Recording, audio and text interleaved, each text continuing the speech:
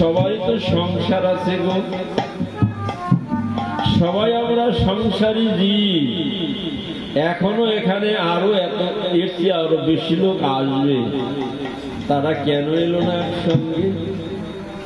তাদের প্রাণে এখনো না এই যে কৃষ্ণ প্রেম, কৃষ্ণ ভক্তি কেনার যে মূল্য, সেই মূল্যটুকু সংগ্রহ হয়নি, সেই লোক জাগেনি।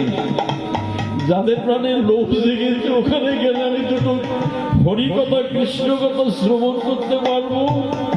আমার সেই বাবারা, সেই মায়েরা যথাযথ সময়ে এই বৃন্দাবন ধামে এসে উপস্থিত হয়েছে। কেন? দুটো কৃষ্ণ কথা শ্রবণ করবে। এটাই হচ্ছে কৃষ্ণ প্রেম এবং কৃষ্ণ ভক্তি ক্রয় করার যথাযথ মূল্য। এই লোক